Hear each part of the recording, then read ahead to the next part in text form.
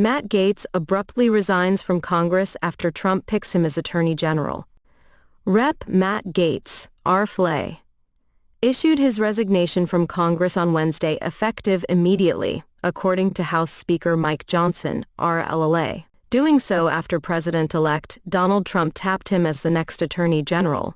Gaetz, who was investigated by the House Ethics Committee over allegations of sexual misconduct and illicit drug use, will no longer be subject to the probe following his resignation. Rep. Michael Guest, R-Miss, confirmed to multiple outlets the committee has no jurisdiction over a member of Congress once that member leaves. The House Ethics Committee was just 2 days away from voting on the release of a highly damaging report about its probe into Gaetz, according to Punchbowl News, which cited unnamed sources familiar with the probe. Gaetz will need a Senate majority vote to become Attorney General, though the opposition he faces in the chamber could complicate matters.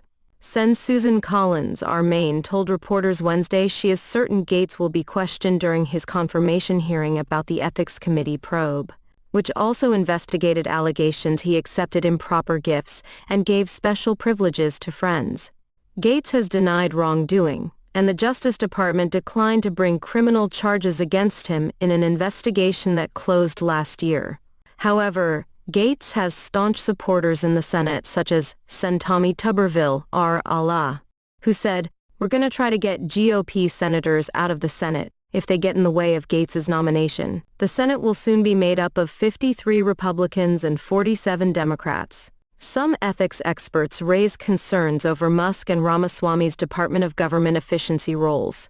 President-elect Donald Trump's announcement Tuesday that tech billionaire Elon Musk and biotech entrepreneur Vivek Ramaswamy will lead a newly formed advisory department of government efficiency has alarmed some government ethics experts, who say the pair's deep financial interests could lead to potential conflicts of interest. Some ethics experts are particularly alarmed that Musk and Ramaswamy's roles have been described as outside of government, an arrangement that could potentially mean they would not be subject to normal financial disclosure rules, despite the major impact their work could have on the federal government. Together, these two wonderful Americans will pave the way for my administration to dismantle government bureaucracy, slash excess regulations, cut wasteful expenditures, and restructure federal agencies, Trump said of Musk and Ramaswamy, both of whom were vocal supporters of Trump's re-election campaign. As outside governmental advisors, Musk, who owns Tesla, X and SpaceX, and Ramaswamy, who founded the biotech firm Roivant Sciences, might not be subject to federal requirements mandating that officials disclose their financial interests to the Office of Government Ethics. Certain categories of advisors from outside the government can be required to disclose their interests under the Federal Advisory Committee Act, including if they are classified as a special government employee. But ethics experts say that not enough is known about the proposed department to know if they would be covered under that act. Musk has promised transparency, posting on X shortly after the announcement. All actions of the Department of Government Efficiency will be posted online for maximum transparency. The transition team will ensure the Department of Government Efficiency and those involved with it are compliant with all legal guidelines related to conflicts of interest, Trump transition spokesperson Brian Hughes told ABC News. Kedrick Payne, senior director of ethics at the Campaign Legal Center, told ABC News that the possibility that Musk and Ramaswamy would not have financial disclosure obligations is alarming because they're work-cutting. Government regulations or spending could directly impact their business interests without the public knowing. It could be simply an attempt to stop the regulations on their business interest at the expense of government workers and the public, said Payne, who added that they could also be in a position to get more government contracts for their businesses. If you eliminate the government from doing certain tasks, then those tasks can go to government contracts for consultants, Payne said. Payne also stressed the highly unusual nature of Musk and Ramaswamy's proposed roles as outside advisors with significant influence. It's extremely rare to do it like this, he said. It is common to have outside experts give advice to the government, where it might just be a meeting or something that's over a period of time. But to have a situation where we have outside entrepreneurs with business interests, possibly changing how they are regulated, and having this much power, That's not common.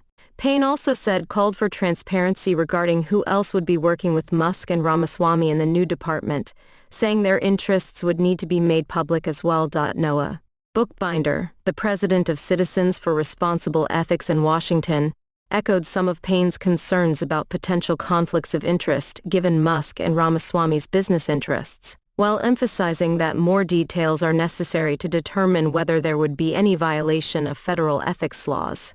We don't yet know enough about how these positions will operate to know whether there will, in fact, be conflicts of interest and what those conflicts will be, Bookbinder said.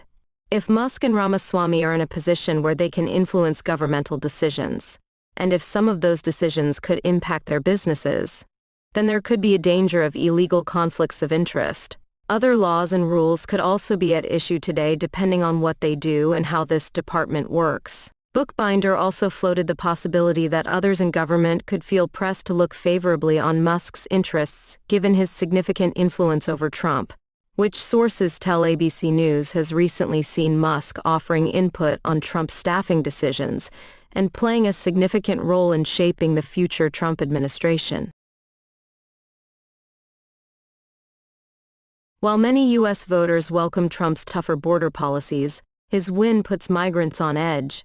Nogales, Mexico, Ivan Castro Santos, his wife and their 4 children, including 1-year-old triplets, have been living in a crowded room over the past 4 months, waiting for an opportunity to enter the U.S. The young family traveled from southern Mexico to the House of Mercy and All Nations shelter in the northern Mexican border city of Nogales, joining other migrants from across Latin America.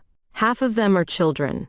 All of them have one objective: finding work and safety in the U.S. Castro Santos, 22, said he and his wife, Fatima Gonzalez Hernandez, 19, decided to leave Guerrero, Mexico, because of the crime and the risk to the children there. To protect them, he added in Spanish, looking at his young children. Tens of thousands of migrants are estimated to be in Mexico hoping to enter America, including through a program that allows them to use a smartphone app to request a time to be vetted, processed, and admitted by American border officials.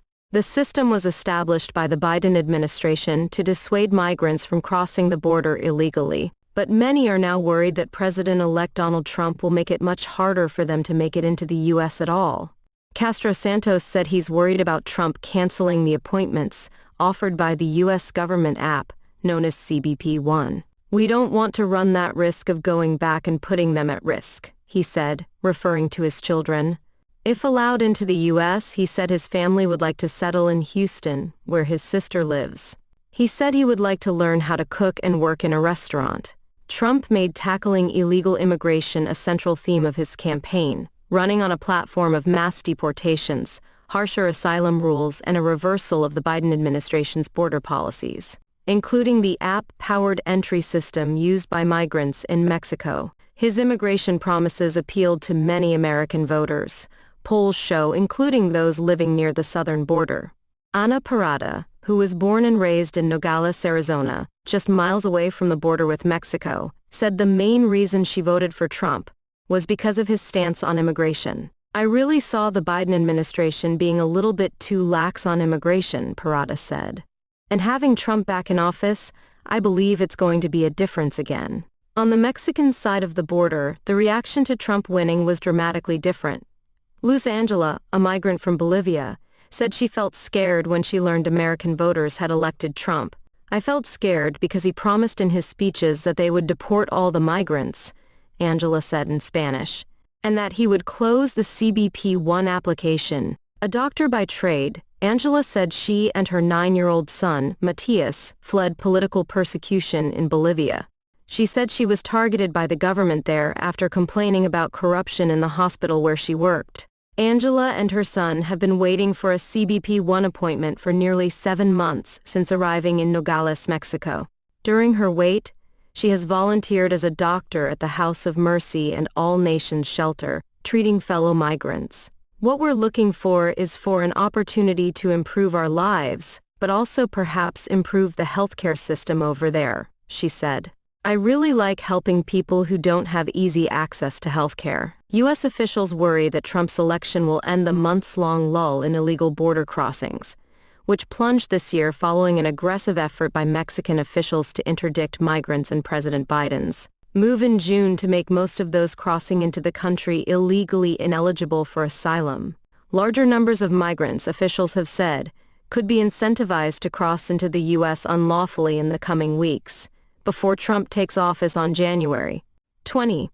Alba Jaramillo, a Tucson-based immigration attorney, said Trump's win and the potential end to the CBP-1 system could prompt more migrants to cross the southern border without authorization, including along dangerous parts of the Arizona desert, where some perish trying to make it into the U.S. They're desperate, said Jaramillo, the co-executive director of the Immigration Law and Justice Network, a pro-immigrant organization. I mean, they have given up everything to come to the north. Anjali Patil contributed reporting.